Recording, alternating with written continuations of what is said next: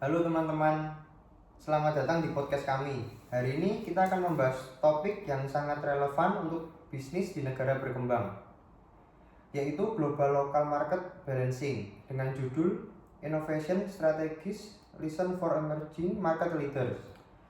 Di podcast ini kita akan melihat bagaimana perusahaan nasional terbuka di Indonesia menyeimbangkan standar global dengan kebutuhan pasar lokal lewat strategi inovasi, data keuangan, dan transformasi global.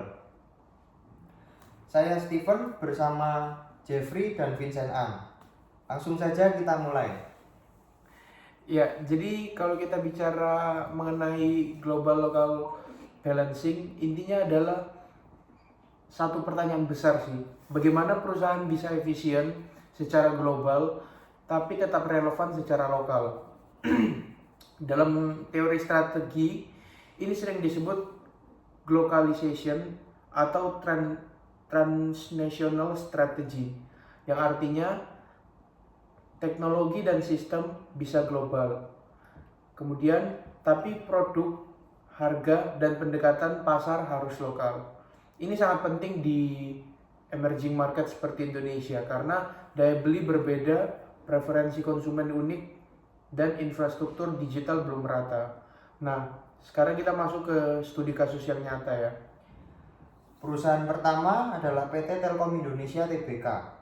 Secara global, Telkom bermain di digital ecosystem, cloud, data center, dan AI, standar teknologi internasional. Tetapi secara lokal, Telkom sangat adaptif, yaitu paket IndiHome yang fleksibel, fokus digitalisasi UMKM lewat padi UMKM.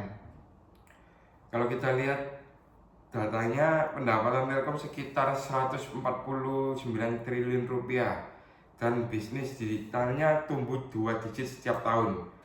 Secara sederhana, kalau digital revenue tumbuh sekitar 12% per tahun, dalam 5 tahun nilainya bisa hampir 2 kali lipat. Strategi inovatif Telkom kedepannya sebenarnya jelas. Yang pertama adalah personalisasi layanan pakai AI. Kemudian ada bundling produk digital untuk UMKM. Ini bukan cuma soal teknologi, tapi soal meningkatkan nilai pelanggan. Kemudian studi kasus kedua adalah BRI, bank dengan fokus UMKM terbesar di Indonesia. Secara global, BRI mengadopsi digital banking, database, credit scoring. Namun secara lokal, mereka paham betul tentang karakter UMKM kecil, pentingnya jaringan fisik lewat agen BRI Link.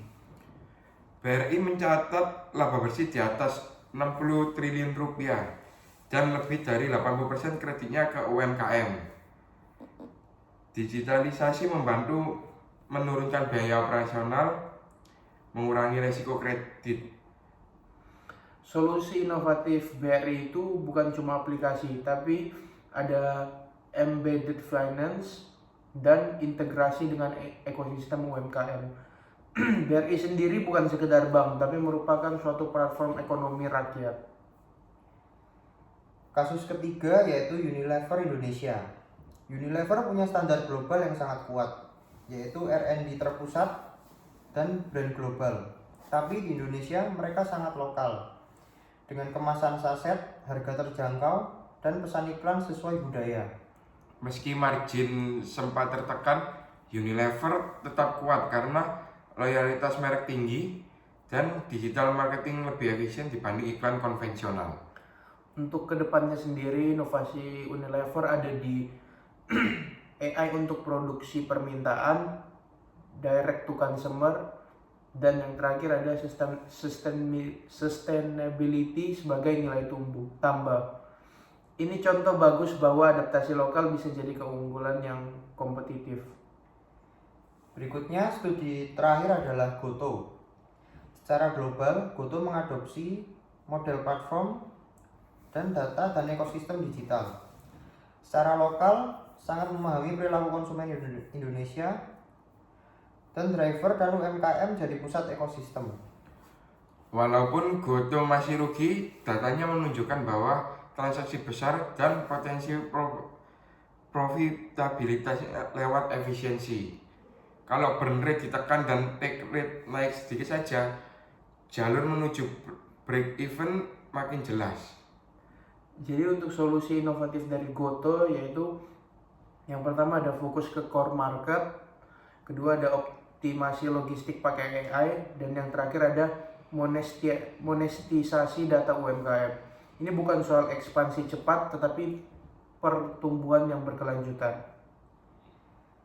Dari 4 studi kasus ini, kita bisa ambil beberapa pelajaran penting, yaitu yang pertama, strategi global harus diterjemahkan, bukan disalin. Yang kedua, inovasi bukan cuma produk, tetapi model bisnis.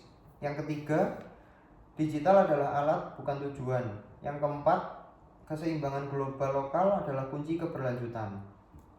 Bagi emerging market leaders, keberhasilan bukan soal menjadi paling besar, tetapi paling relevan dan adaptif. Terima kasih sudah mendengarkan podcast kami.